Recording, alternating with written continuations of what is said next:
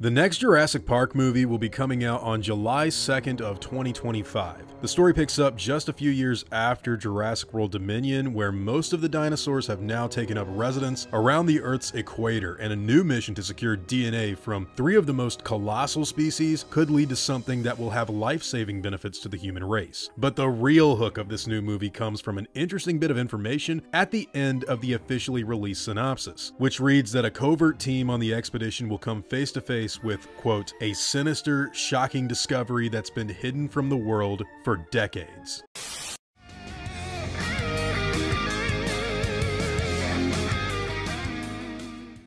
What's going on, guys? Hope you're all doing well. Now, this new hidden secret that has been kept away from the public for so long is going to change the Jurassic Park lore in some pretty fundamental ways. The reason I say this is because the film is definitely going back to the origins of the whole idea of a Jurassic Park. We're not just talking about a new island with some hybrid dinosaurs that you would see in like the Netflix animated series or anything like that. This new location is literally going all the way back to something decades old. And it's something that is being described with words like sinister and shocking. So I think we really need to go over what Jonathan Bailey and Scarlett Johansson are going to be dealing with here as far as this new official synopsis is kind of like teasing. Now, currently, if you've been paying attention to the Jurassic Park movies so far, you'll know that the island on Isla Nublar was actually not where it all began, because the Lost World Jurassic Park reveals that in 1982, John Hammond began construction of an amphitheater in San Diego.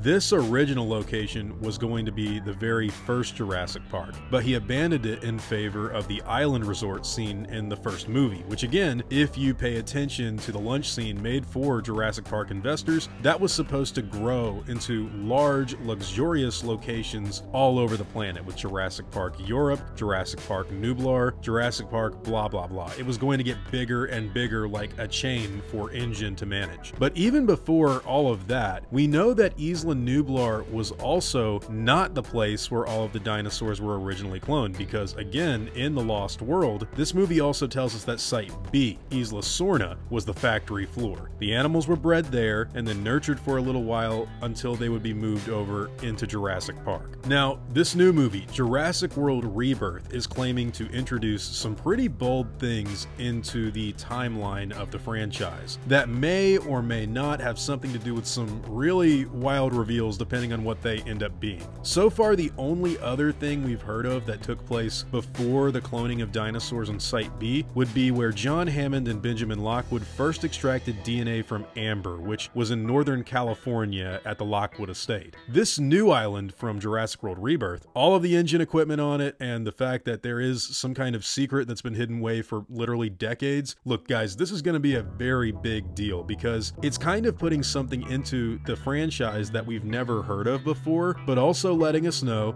this is something that nobody was ever supposed to find out about in Jurassic Park's past. So that's the big question. What could this sinister, shocking discovery that's been hidden from the world for decades be? Well, the main thing I've seen people theorize that it could be is human-dinosaur hybrids. I've talked about this before in other videos in the past, but I don't really know if that's something that is really on the table for this new film. We don't have any real evidence of it just yet, but it is true that the franchise has dabbled with the idea before in the past, so it's a very compelling theory at the very least. And it does fit the description of something shocking being hidden from the world for decades. But is that tied into Benjamin Lockwood wanting to clone Maisie? That doesn't really make sense because she didn't really die, Charlotte Lockwood, until way later. Dominion kind of makes things way more complicated with Fallen Kingdom. I don't even want to get into that. Look, what about the island itself? This new island is so interesting to me is the fact that nobody has really heard about it or even known of its existence up until right now. So is this island something like Site A,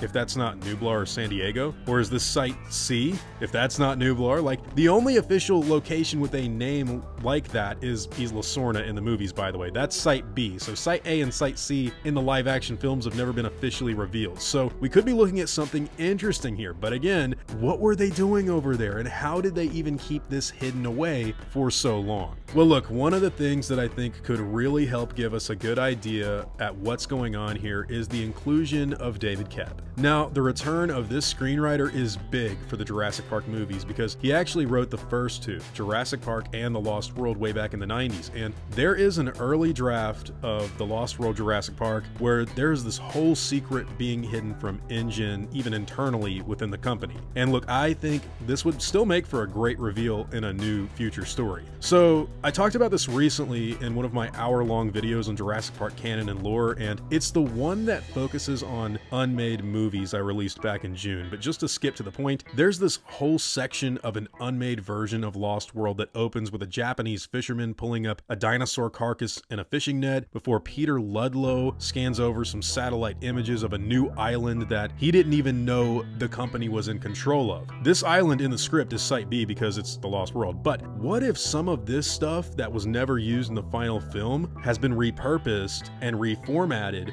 for Jurassic World Rebirth? They do that a lot in these movies. I mean, the whole Pteranodon attack in Jurassic World was actually supposed to be the end of how they got off in the helicopters in the Lost World Jurassic Park where Pteranodons attack. So are they doing that again? Well, if InGen really did have a whole island kept hush-hush from even the rest of the investors and maybe even higher-ups like Peter Ludlow, with only Mr. Hammond really knowing about it, what could they have been doing over there that is both shocking and sinister? And why was it kept secret for so long? I think the idea of either monsters or maybe just some kind of crazy project that is wildly dangerous like DX is what the filmmakers want us to believe, but whatever this turns out being, it will most definitely change some stuff around in the canon in a pretty big way. John Hammond and Benjamin Lockwood extract DNA from amber in California. Hammond goes ahead with cloning dinosaurs on Site B. Hammond abandons the first Jurassic Park in San Diego, and then Hammond ends up building Jurassic Park on Isla Nublar. So what happened over here on this mysterious island that Jurassic World Rebirth is throwing at us? Now look, another interesting theory that I've seen some people put forward is that this island could be one of the other parks that was supposed to open to the public after the park in Nublar was a success, which is canonical. Like, there was supposed to be other Jurassic Parks had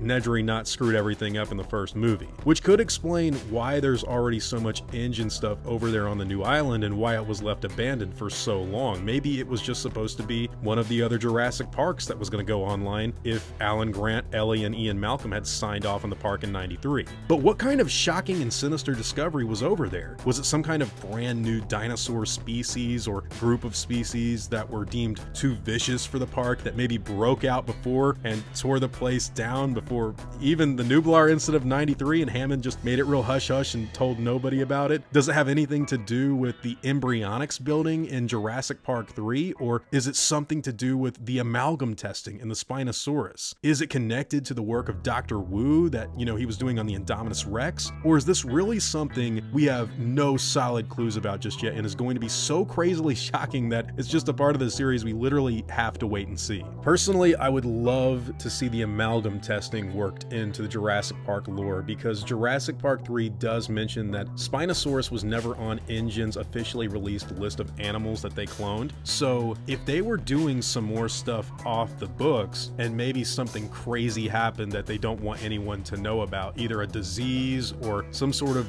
messed up genetic thing, it doesn't have to be a human dinosaur hybrid kind of a thing. I mean, it could be literally anything. One of the things that I've seen some people talk about, you know, extracting DNA from amber from a mosquito. What if some of that mosquito DNA kind of got included inside of the dinosaur DNA, and when they cloned it, it was just this thing from Jeff Goldblum's The Fly? Like, I've heard so many cool ideas from fans about what this thing could be, but you know, for it to be shocking and sinister and they come face to face with it, this is all that they've released in the official synopsis, and it's been hidden from the world for decades. I'm very doubtful it's just like another big theropod like the Giganotosaurus was unceremonially, you know, introduced in the last movie. It's just got to tie into the old Jurassic Park lore, and that's what's a little confusing to really wrap my mind around. Well, look guys, there's loads of theories out there, but we don't know for sure until the movie comes out next July. That's all we can really say. But look, what do you guys think? What is this shocking and sinister discovery in Jurassic World Rebirth? And what is it that we need to be on the lookout for in the future? Personally, I think that no matter what, it's going to change the timeline of everything that we've heard of before, and I would love for it to be the amalgam testing. But hey, whatever your own thoughts and opinions happen to be, I'd love to hear all about them in the comments down below. Now, before I go, I want to thank everyone that's helped me build my channel over the years. I'd also like to thank every one of you guys who've watched my stuff. You've all been extremely cool to me. If you enjoyed the video, I'd appreciate a like and hope that you'll consider subscribing. God bless you all. Christ is King. See you guys in the next video, and as always, take it easy.